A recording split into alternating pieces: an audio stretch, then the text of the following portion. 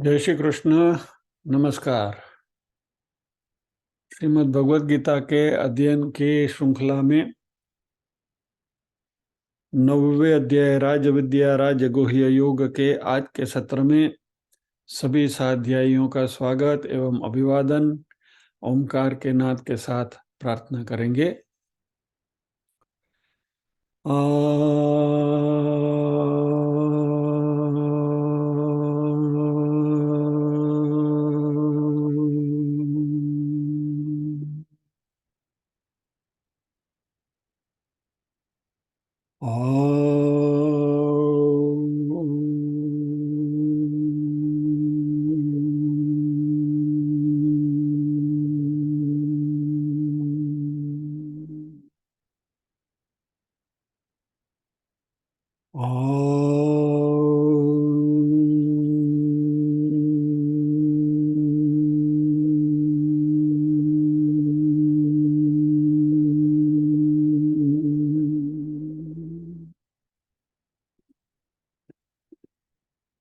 वक्रतुंड महाकाय सूर्यकोटि समप्रभ निर्विघ्नं कुरु मे देव सर्वकार्येषु सर्वदा।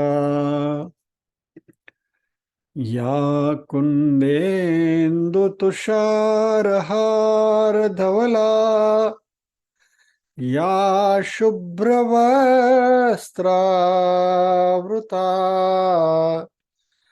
या वीणावरदण्डमण्डितकरा या श्वेतपद्मासना या ब्रह्माच्युतशङ्कर प्रभृतिभिर्देवैः सदा वन्दिता सा मां पातु सरस्वती भगवती निःशेषजाड्यापहा। वसुदेवसुतं देवं कंसचाणूरमर्दनं देवकी परमानन्दं कृष्णं वन्दे जगद्गुरुम्। ॐ सहना भवतु सहनौ भुनक्तु सह वीर्यं करवावहै तेजस्विनावधितमस्तु मा विद्विषावहै। ॐ शान्ति शान्ति शान्तिः। यत्र योगेश्वरः कृष्णो यत्र पार्थो धनुर्धरः तत्र श्रीर्विजयो भूतिर्ध्रुवा नीतिर्मतिर्मम।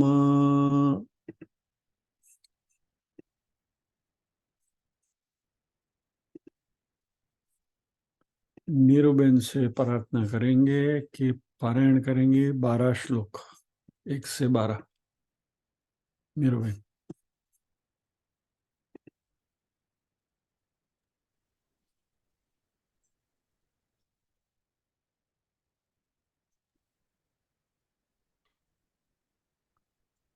ओम श्री परमात्मने नमः। श्री भगवानुवाच इदं तु ते गुह्यतमं प्रवक्ष्याम्यनसूयवे ज्ञानं विज्ञानसहितं यज्ञात्वा मोक्ष्यसे शुभात्।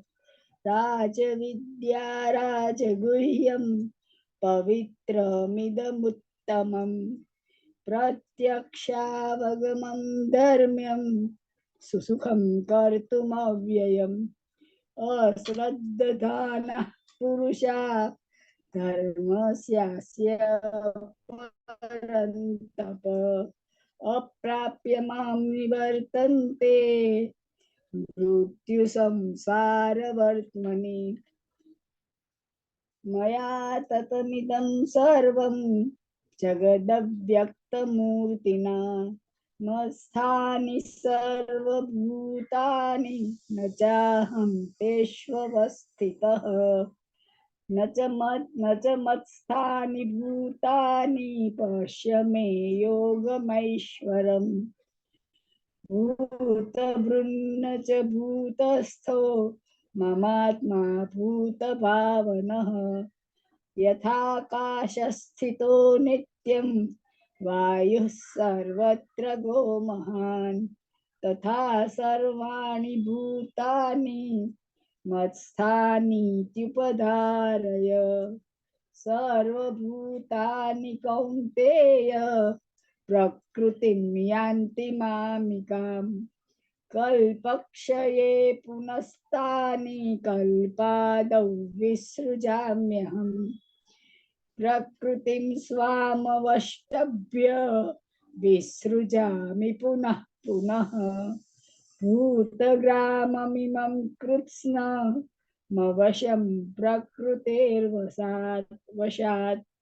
प्रकृतेर्वशात् न च मां तानि कर्माणि निबध्नन्ति धनञ्जय उदासीनवदासीन मसक्तं तेषु कर्मसु मयाध्यक्षेण प्रकृतिः सूयते सचराचरम् हेतुनानेन कौन्तेय जगद्वि परिवर्तते अवजानन्ति मां मूढा मानुषीं तनुमाश्रितम् परं भावमजानन्तो मम भूतमहेश्वरम् मोघकर्माणो मोघज्ञानाविचेतसः राक्षसीमासुरीं चैव प्रकृतिं मोहिनीं श्रिताः। जय श्री कृष्ण। जय श्री कृष्ण बहन।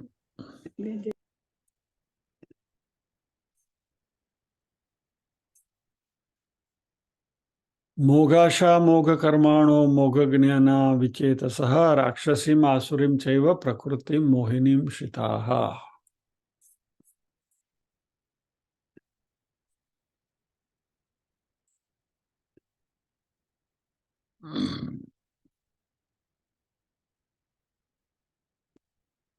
थोड़ा रिकैप्चुलेट कर लेते हैं। मोघाशा वृथा आशा, मोघ कर्माण वृथा कर्म, मोघ ज्ञानम मोघ ज्ञान यानी वृथा ज्ञान, विचेतसः अज्ञानी लोग, राक्षसीम राक्षसों के और आसुरीम असुरों के जैसे, मोहिनीम मोहित करने वाले, प्रकृतिम स्वभाव को, एव ही श्रिताः धारण किए हुए हैं। यानी ऐसे व्यर्थ आशा, व्यर्थ कर्म और व्यर्थ ज्ञान वाले विक्षिप्त चित्त अज्ञानी जन राक्षसी, आसुरी और मोहिनी स्वभाव को ही धारण किए रहते हैं।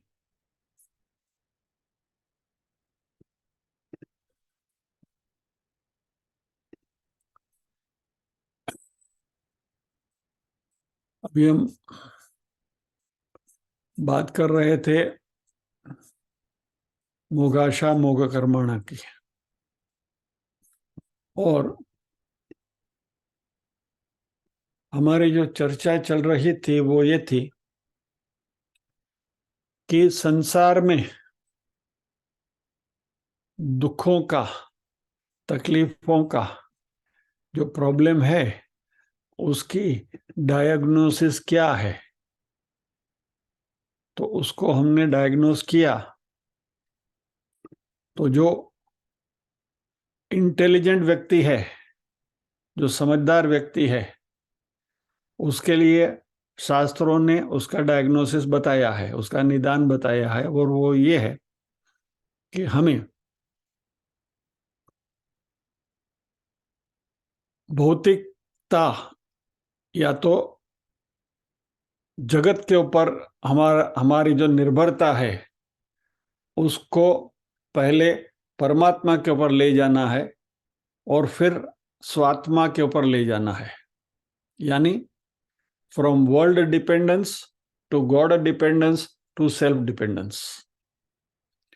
यह परिवर्तन धीरे धीरे आना चाहिए, लेकिन यहाँ इस श्लोक में भगवान जो बात कर रहे हैं वो ये है कि बहुत सारे लोग अपने इस संसार में जो दर्द हो रहा है, दुख हो रहा है, उसका सही डायग्नोसिस, सही निदान नहीं कर पा रहे हैं और इसलिए उनकी जो सोच है वो गलत हो जाती है और वो अपने अनुभव से भी नहीं सीखते हैं। क्या होता है कि परमात्मा जो है वह स्थिर है और जगत जो है वो अस्थिर है, और गलती हम क्या करते हैं, ये जो अस्थिर वस्तु है उसके ऊपर अवलंबन करने की कोशिश करते हैं।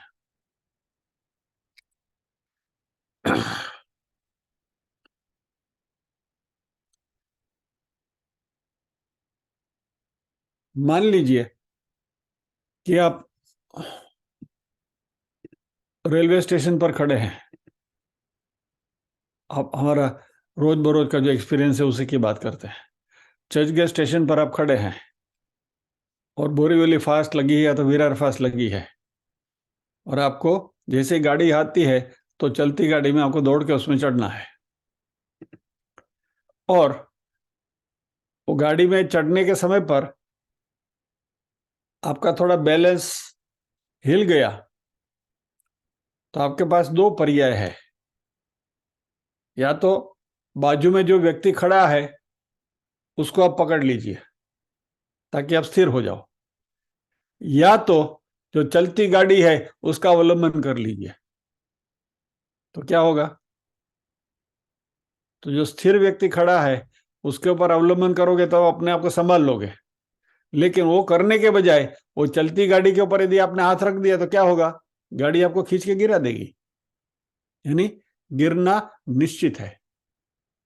और संसार में हम यही करते हैं।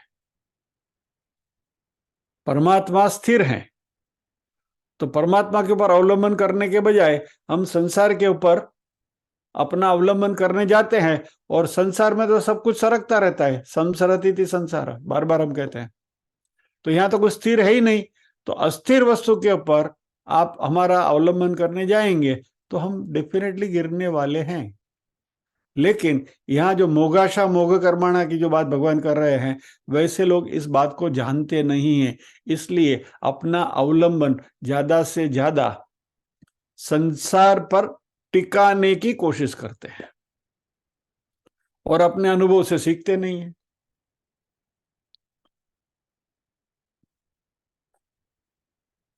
फॉर एग्जाम्पल, किसी को व्यसन है, मान लीजिए सिगरेट पीने का व्यसन है, तो बोला नहीं सिगरेट पीना इज डेंजरस वगैरह वगैरह, तो देख लिया तो बोला नहीं सिगरेट छोड़ दो।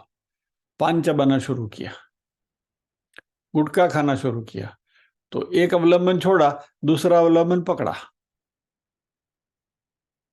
और इस तरीके से हम हमारे अनुभवों में से कुछ सीखते नहीं हैं और बार बार अपना अवलंबन जो है उसको बदलते रहते हैं। और उसमें से हम बात आए थे आध्यात्मिक मार्ग में भी जो गुरुजनों के ऊपर हम अवलंबन करते हैं उसमें कहाँ कहाँ धोखा है और कैसा धोखा है, उसकी हमने डिटेल में चर्चा करी।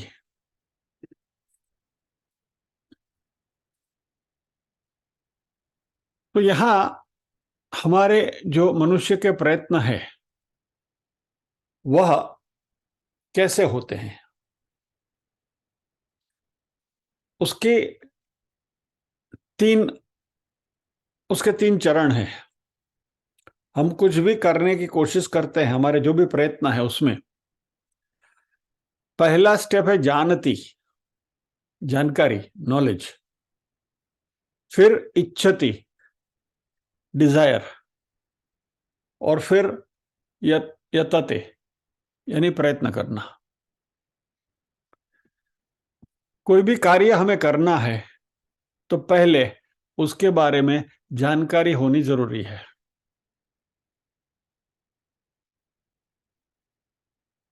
मान लीजिए कि आपको सुबह उठते ही आपका जो मोबाइल में टू डू लिस्ट है, तो आप टू डू लिस्ट देखेंगे। पहले के जमाने में क्या था कि जब ये अखबार पढ़ते थे तो अखबार में कॉलम आती थी, आज आज के दिन की, ये various programmes during the day. तो हमारे जैसे जो संगीत के रसिया लोग जो होते थे वो न्यूज़पेपर की कॉलम सुबह उठकर पढ़ते थे कि आज कहाँ है प्रोग्राम, शाम को कहाँ जाना है, या तो कोई कवि सम्मेलन है, या तो कोई चर्चा सभा है, या तो ऐसा कुछ है। पहले ये न्यूज़पेपर आता था और लोग देखते भी थे। आजकल तो ये सब पुराना हो गया। तो आपको कोई भी प्रवृत्ति करने के लिए उसके बारे में जानकारी प्राप्त करनी चाहिए। नाउ हमारे पास अलग अलग ऑप्शंस होते हैं, सेवरल ऑप्शंस होते हैं। फिर उसमें से हम कुछ तय करते हैं कि चलो भाई आज भीमसेन जोशी जी का गायन है तो वो सुनने के लिए जाएंगे। तो पहले क्या किया आपने, जानकारी प्राप्त करी। उनमें से अलग अलग ऑल्टरनेटिव्स अवेलेबल थे कि भाई जहांगीर आर्ट गैलरी में पेंटिंग एग्जीबिशन है,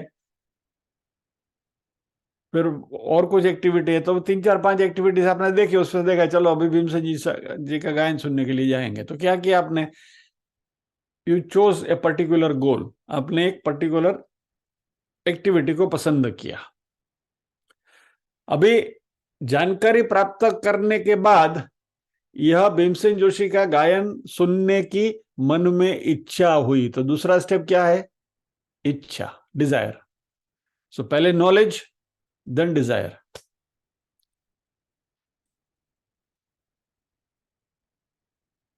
मानो कि आपको मैं बोलूं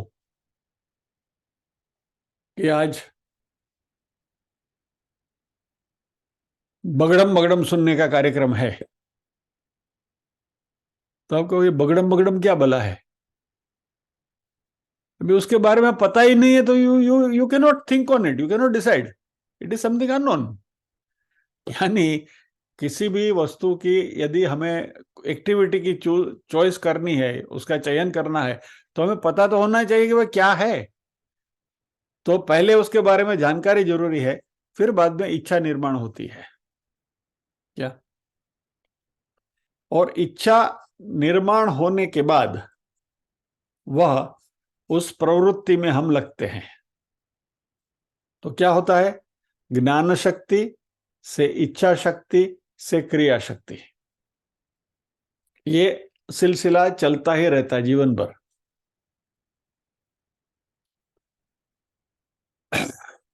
और अभी इसमें धोखा कहां है,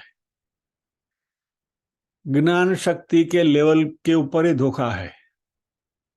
गलत चीज यदि हमने जान ली, बराबर, तो फिर उसमें से इच्छा शक्ति भी गलत ही आएगी और उसमें से क्रिया शक्ति भी गलत आएगी। तो क्लियर अंडरस्टैंडिंग यदि नहीं होगा तो ये हमें गलत क्रिया शक्ति की ओर ले जा सकता है। और इसलिए भगवान कहते हैं यहां कि बहुत सारे लोग ऐसे हैं कि जिनकी जानकारी गलत है, और उनकी जानकारी गलत होने की वजह से वो शास्त्रों का अध्ययन नहीं करते हैं।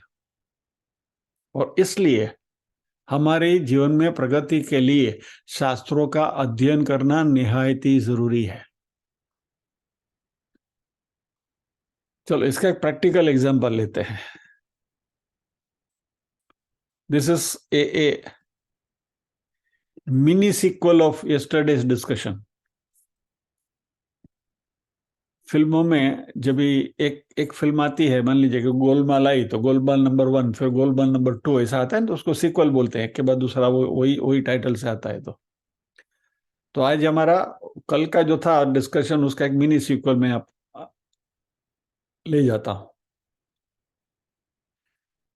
प्रॉपर अंडरस्टैंडिंग, जो ज्ञान शक्ति की हम बात कर रहे हैं, और कल के हमारे सत्र के बाद बहुत सारे फीडबैक्स आए, तो बेस्ड ऑन दैट कुछ सप्लीमेंट्री इंफॉर्मेशन आपके साथ शेयर करनी है, और योगानुयोग यहाँ इसके साथ तालमेल बैठ जाता है। तो एक अच्छा डिस्कशन हुआ। आज के युवा वर्ग जो है वो तर्क तर्क करते हैं। अभी श्राद्ध की बात करो युवा वर्ग के पास, तो क्या बोलेंगे? हमारे में तो श्राद्ध करते हैं, आपने बोला ठीक है श्रद्धा से श्राद्ध किया, तो मुसलमान और क्रिश्चियन लोगों के पितरों का तो कभी कल्याण होगा ही नहीं। बात सही है, ये तर्क तो सही है। अब इनको कैसे समझाए ना? First of all they are misinformed, क्योंकि शास्त्रों का अध्ययन उन्होंने किया नहीं है, बराबर। तो first and foremost thing is क्या? You are trying to compare apple with oranges. सबसे पहली गलती वहां है। मैं आपको एक रियल लाइफ एग्जांपल देता हूं, चलो। मैं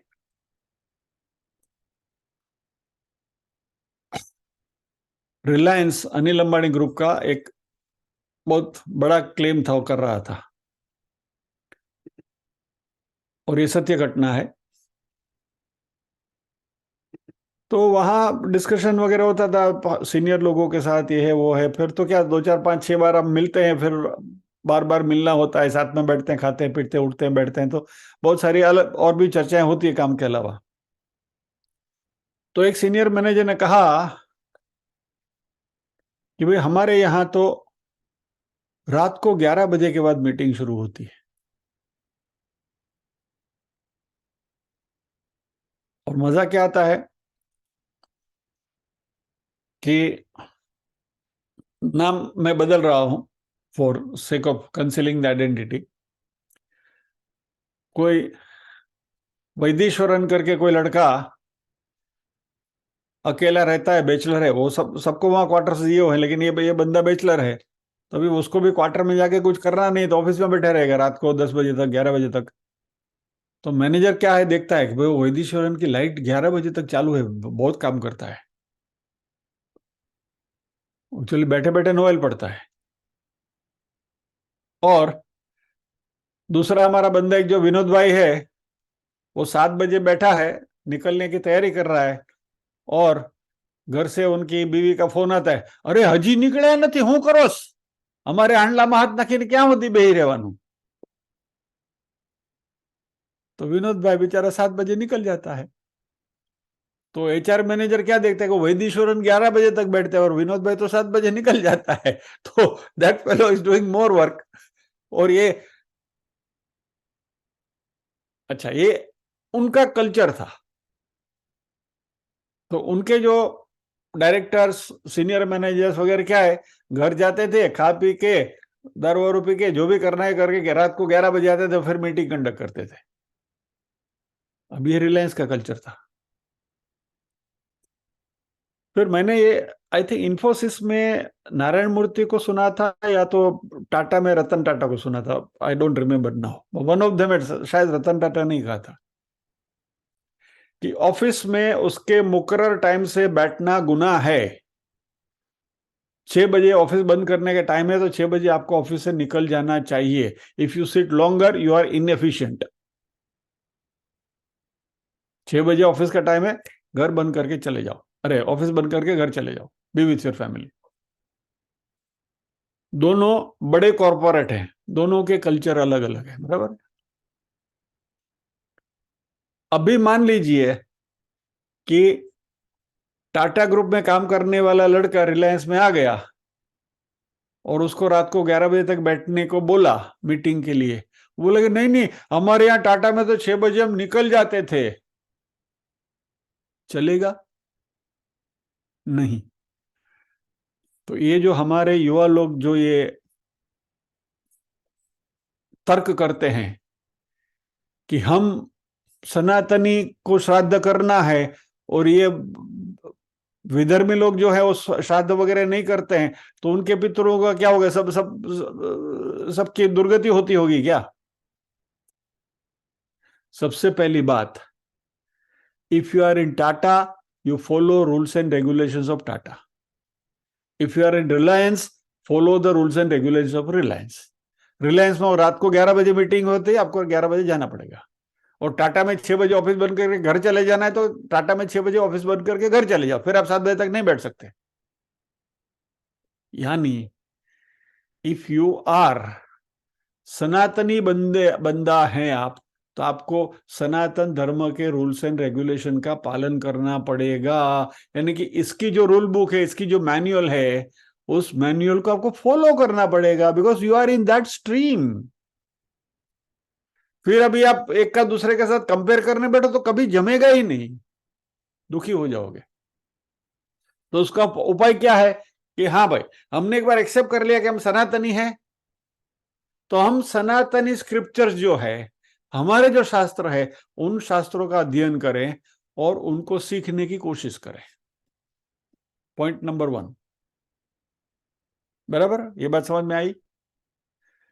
मैं ये थोड़ी विस्तृत करके बात इसलिए कह रहा हूं कि हमारे घर में भी जो युवा बच्चे हैं, वह ऐसा तर्क लेकर हमारे सामने आते हैं या तो आएंगे, या तो आपके परिसर में कोई है, ऐसी आर्ग्यूमेंट हो जाती है. तो ऐसे तर्कों का जवाब कैसे देना, उसके लिए कुछ इनपुट्स यहां मैं आपको दे रहा हूं, ताकि क्योंकि हमने क्या कहा, from where we started, you understand, जानाति, इच्छति और उसके बाद में क्रिया शक्ति आती है. बराबर, ज्ञान शक्ति, इच्छा शक्ति और क्रिया शक्ति. तो वो क्रिया शक्ति में परिणमित हो उसके पहले ज्ञान शक्ति के लेवल पर ये जो गलत थॉट्स है उनको कैसे अरेस्ट करें. सो this is point number 1. Point number 2, सनातन धर्म के हमारे शास्त्रों में बताई गई चीजें यदि आपकी समझ में नहीं आती हैं इसलिए वो गलत है, ये मान्यता भी गलत है. अभी आप कहो कि हमने ब्राह्मण को ब्रह्म भोजन करवाना क्या जरूरी है, श्राद्ध में तो किसी को खाना ही खिलाना है ना. उसका तर्क मैं आपको बाद में बताऊं, उसका इलाज भी आपको बाद में बताता हूं, सॉल्यूशन क्या है वो, यानी शास्त्र में क्या लिखा है वो भी मैं आपको बताता हूं. लेकिन ये भी तर्क आता है हमारे सामने, किसी को भोजन नहीं कराना है, चलो अनाथ आश्रम में जाके भोजन करा के आते हैं, वृद्धाश्रम में जाके भोजन करा. कल ही बात हुई थी, दोबारा दोहराता हूं मैं. नहीं, श्राद्ध में ब्रह्म भोजन ही कराना है. क्यों, इसके पीछे चलो मैं बता ही देता हूं आपको. श्राद्ध की क्रिया करने वाले जो कर्मकांडी ब्राह्मण हैं, उनके ऊपर एक ऑब्लिगेशन है. शास्त्रों में ऐसा कहा गया है कि जिनके यहां श्राद्ध है, वह श्राद्ध में उनके कुटुंबीजन और जो श्राद्ध अन्न खाने वाले जो ब्राह्मण है, उनको छोड़कर कोई भी वो अन्न खाएगा तो उसको दोष लगता है. अभी ये रिलायंस की रूल बुक है, मुझे पता नहीं क्यों है वो, it's a rule book, we have to follow it, शास्त्र ने ऐसा लिखा है. Point number 1. पॉइंट नंबर 2, पहले तो ब्राह्मण किसी एक कुटुंब में ही जाकर श्राद्ध अन्न ले सकते हैं. यानी एक ब्राह्मण मगन भाई के यहाँ भी थोड़ा आधा लड्डू खा के गए, फिर छगन भाई के यहाँ भी आधा लड्डू खा के आए, वहां भी दक्षिणा ले ली, वहां भी दक्षिणा ले ली, 3 जगह पर जाके दक्षिणा ले ली, वह बाध्य है, दैट इज नॉट अलाउड. इसलिए कोई भी ब्राह्मण है तो उस ब्राह्मण को डेडिकेटली एक ही कुटुंब में श्राद्ध अन्न ग्रहण करना चाहिए, ये शास्त्राज्ञा है. उसके पीछे there is one more step कि जिसके बारे में हमें पता नहीं है. यह ब्राह्मण जो श्राद्धान्न ग्रहण करते हैं, उनके ऊपर ऑब्लिगेशन है कि वो अन्न ग्रहण करने के बाद गायत्री का जप करना चाहिए उसको।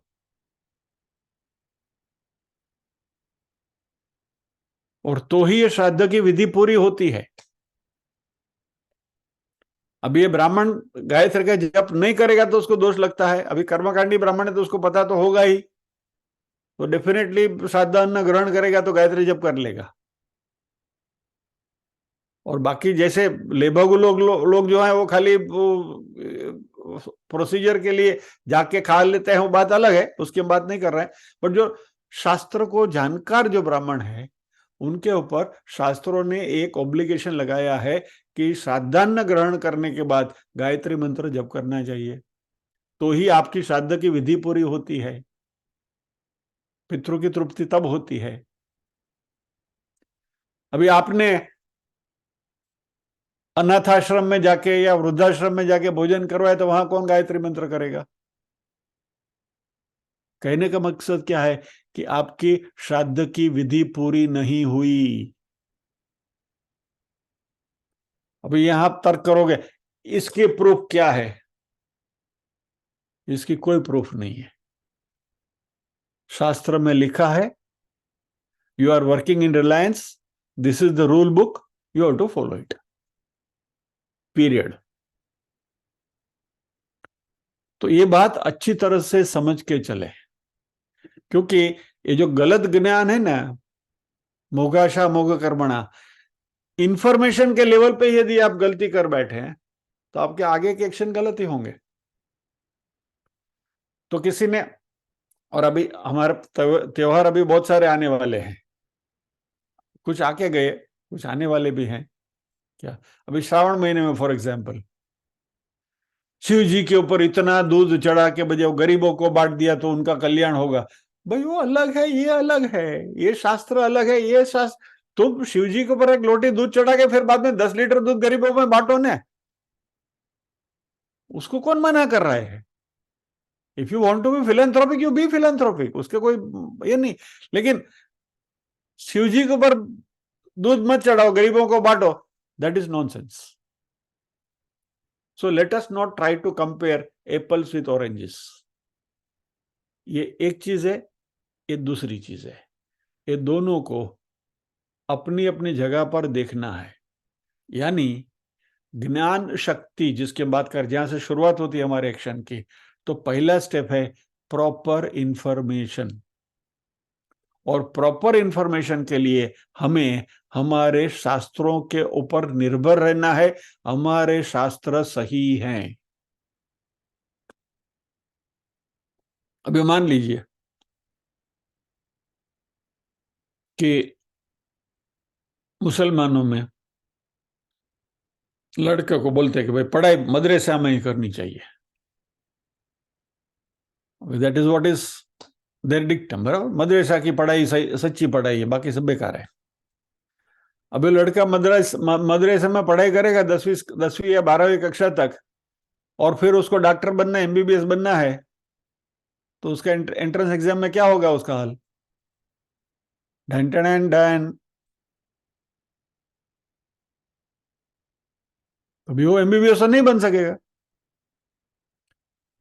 कहने का तात्पर्य क्या है कि जिस स्ट्रीम में आप, अभी मदरसा में तुमको पढ़ाई करनी है और वो जो भी करना है वहां, तो वहां के जाके तुम ये नजूमी बन जाओ, क्या किसी मस्जिद में जाके मुल्ला बन जाओ, वही कर सकते हो, डॉक्टर नहीं बन सकते।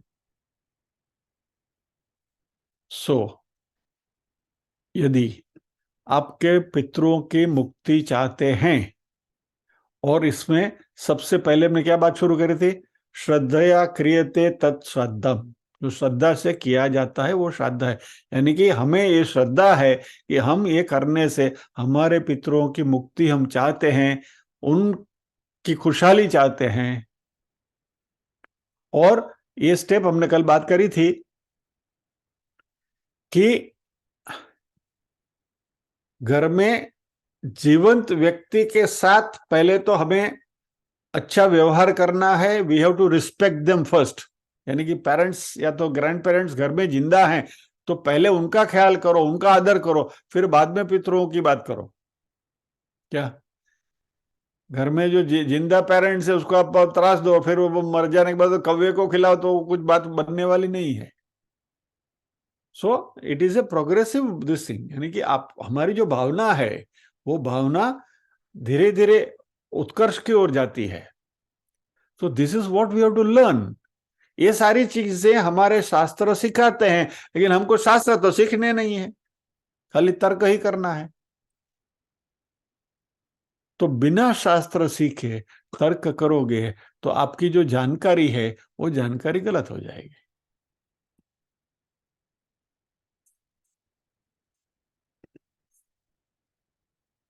तो यहां भगवान कहते हैं कि बहुत सारे लोग ऐसे हैं कि जिनके पास गलत जानकारी है या तो बिल्कुल नहीं है, क्योंकि वह शास्त्रों का अध्ययन नहीं करते। और इसलिए हमें हमारे बच्चों को शास्त्रों से अवगत कराना चाहिए।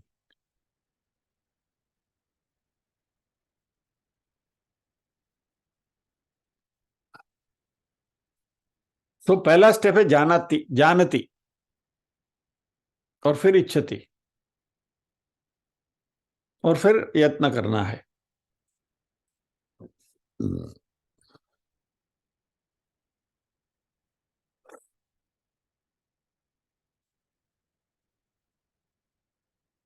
बृहदारण्यक उपनिषद में एक मंत्र है, काममया एवायम पुरुष इति सा यथा कामी भवति तत् क्रतुर्भवति, या क्रतुर्भवति तत् कर्मं कुरुते, यत् कर्म कुरुते तद अभिसंपद्यते। For those who are interested मैं डिस्प्ले करता हूं, हो सकेगा तो लेट मी ट्राई।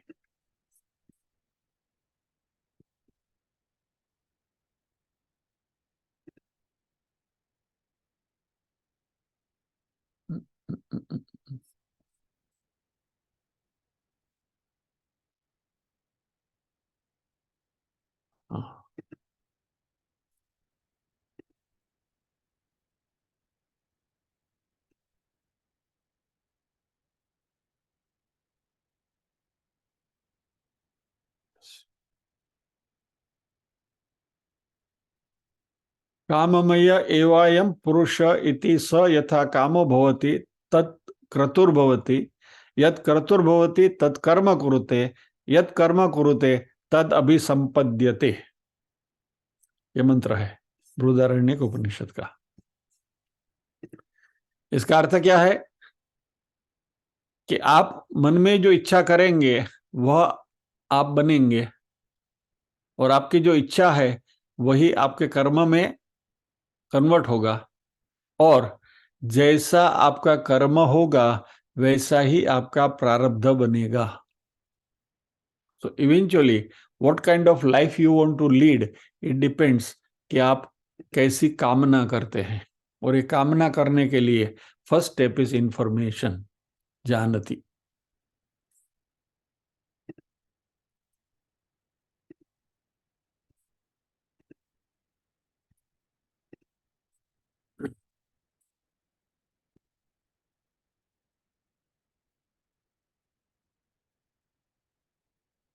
तो पूरी दिशा ही आपकी गलत हो जाती है, गलत जानकारी, गलत इच्छा, और इसलिए गलत प्रयत्न, और इसलिए उसका जो रिजल्ट है वो भी गलत आएगा।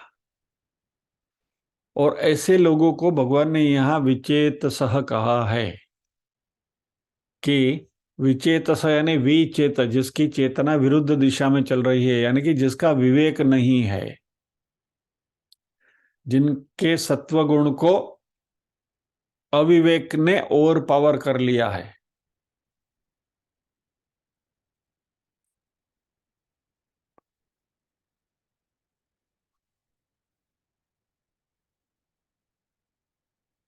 प्रॉब्लम क्या है कि यह गलत जानकारी हमें कॉम्प्लेसेंट बनाती है, या तो इवन एरोगेंस की ओर ले जाती है। चलिए एक और मंत्र डिस्प्ले करता हूं।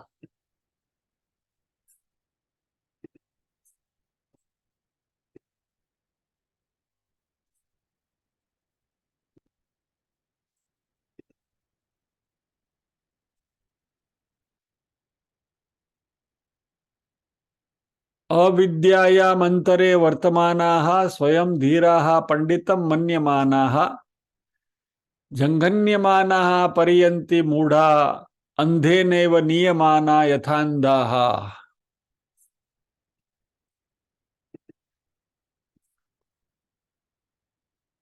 ये मुंडकोपनिषद का मंत्र है। I am just coating it. प्रथम मुंडक में द्वितीय खंड का 8वां मंत्र है। जस्ट फॉर टेक्निकल इंफॉर्मेशन, इसमें कोई अविद्या के अंदर बंद रहने वाले यानी कि मिस इन्फॉर्म पीपल, जो विचेतसा की जहां बात हो रही है, वह स्वयं को विद्वान मानकर ऐसा सोचते हैं कि हम विद्वान हैं या तो पंडित है या तो हम जानकार है, लेकिन हकीकत में ये मूढ़ है तथा वह ऐसी चोटें और ठोकरें खाते हुए भटकते हैं जैसे अंधा अंध को गाइड करता हो। यदि अंधा अंधे को लेकर जाए तो पहला अंधा भी ठोकर खाएगा, उसके पीछे दूसरा भी ठोकर खाएगा। तो इस सब का सॉल्यूशन क्या है? You have to expose yourself to right technology, rather right scriptures. अभी इसमें भी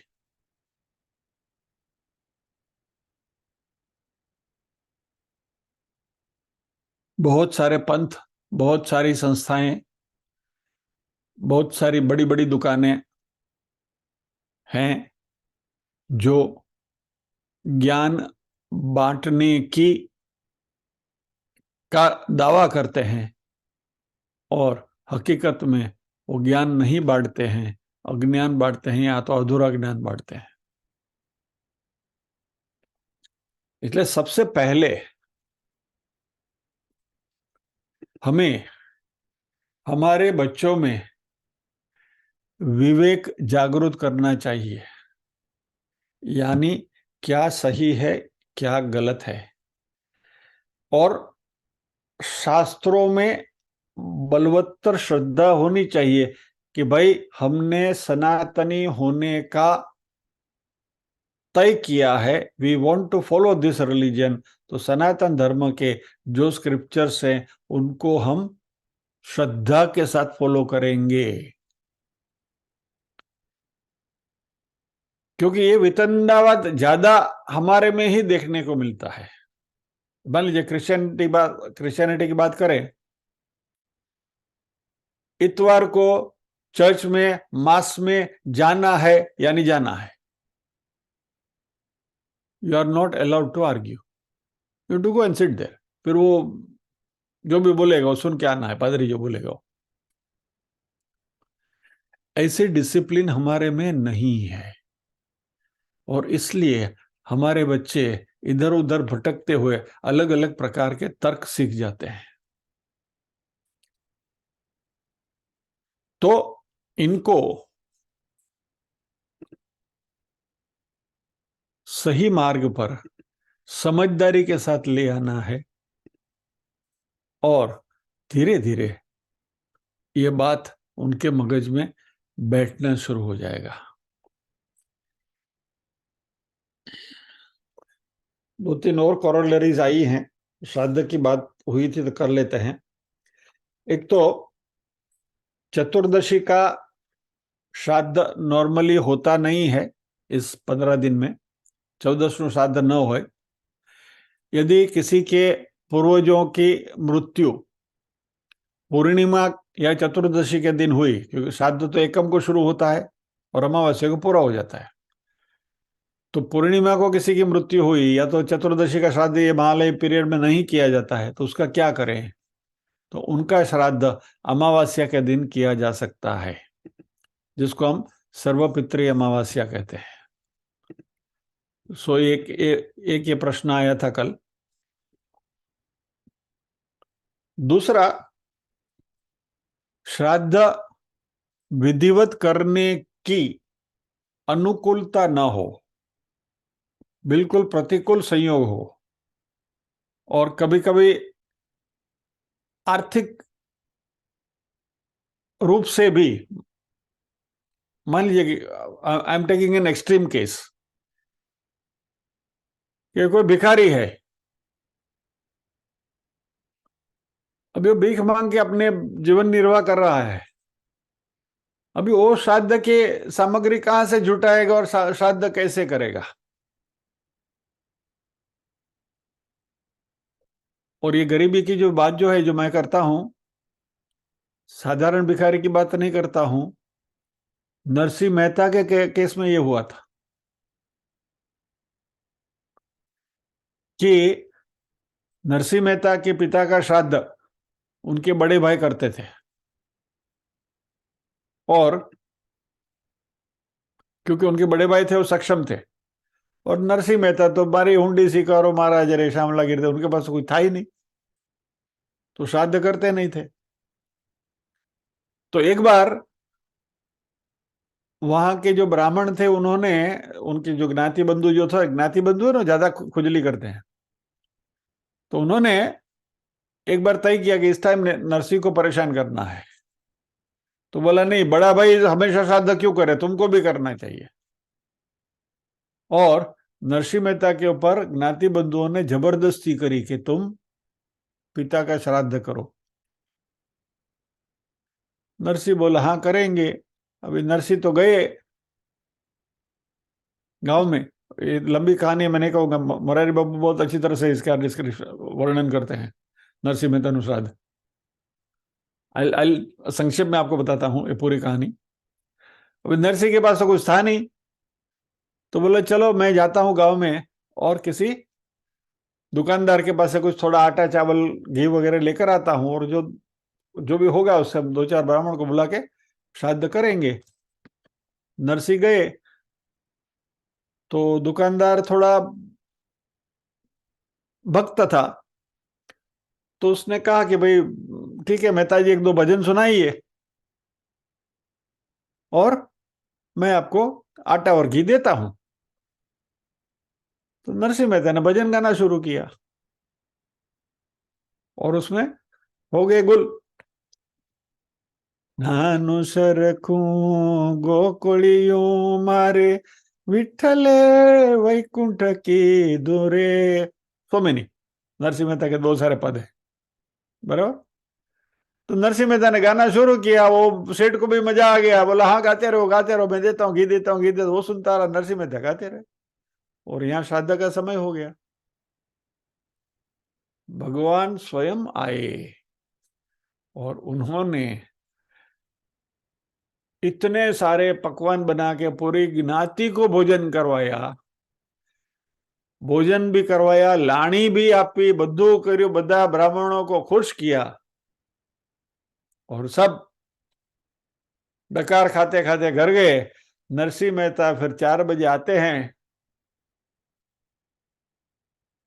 थोड़ा सा घी और आटा वगैरह लेकर। तो मेथी बोलती है कि कहाँ थे आप, अभी तो आपने। तो नरसिंह मेहता ने बोले चलो ये सब लेकर आया हूं हम इसका। अरे श्राद्ध हो गया, सारे ब्राह्मण भोजन करके चले गए, आप तो यहाँ तो थे, सबको खाना तो खिलाया, आपने भूल गए क्या मेहता जी? मेहता जी बोले क्या?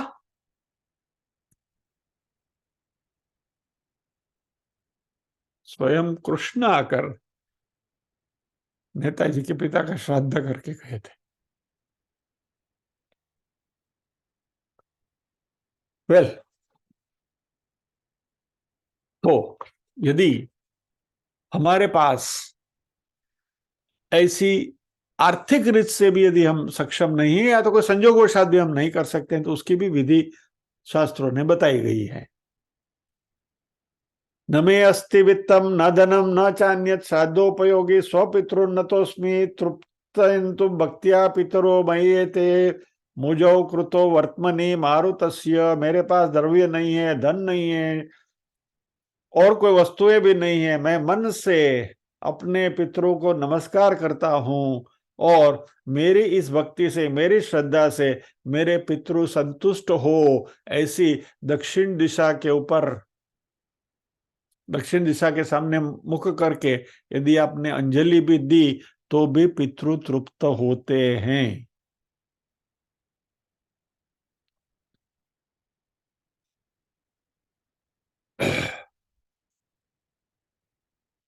यानी but these are extreme cases कि जहां आपकी शक्ति नहीं है, आपके पास शक्ति है सब कुछ करने के लिए। हाँ, शास्त्रों ने तो बोला है ना, दक्षिण दिशा के मंत्र बोल देंगे और जलांजलि देंगे, पितृ तो नहीं होते। I mean you can not fool yourself and your पितृज ऑल्सो। यू अल्टीमेटली आत्मा सु परमात्मा, आप अपने आप को तो धोखा दे ही रहे हैं और फिर ऊपर भी वो धोखा देने की प्रवृत्ति को आप ऊपर भी लेके जाओगे तो ये बात नहीं चलती है। तो ये सब मोघ ज्ञाना है, रॉन्ग अंडरस्टैंडिंग, गलत समझदारी, गलत एक्सपेक्टेशंस। और ये गलत एक्सपेक्टेशंस क्या है? जो भी टेम्पररी है, जो भी चलायमान है, उसको स्थिर मानते हुए उसका अवलंबन करना, यानी संसार के ऊपर आधार रखना। यानी मेरे आसपास जो लोग हैं वो हमेशा रहने वाले हैं, मेरे आसपास जो व्यक्ति हैं वो हमेशा रहने वाले हैं, मेरी जो धन संपदा है वो भी हमेशा रहने वाली है, मेरी कीर्ति है हमेशा रहने वाली है, मुझे कौन पूछने वाला है? क्या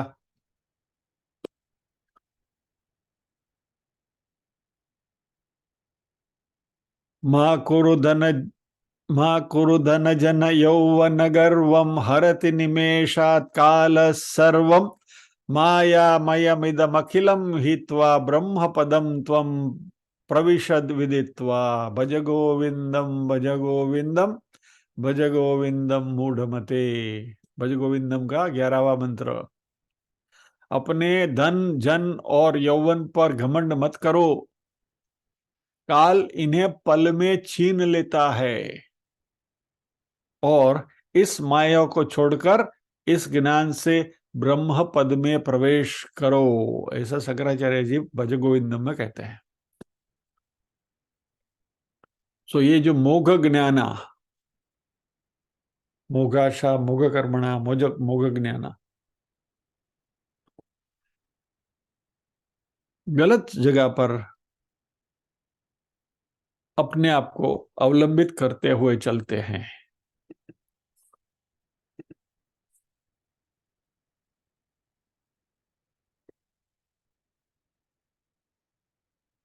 आज के सत्र को यहां विराम देना होगा। प्रार्थना करेंगे। ओम असतो मा सद्गमय, तमसो मा ज्योतिर्गमय, मृत्योर्मा अमृतंगमय।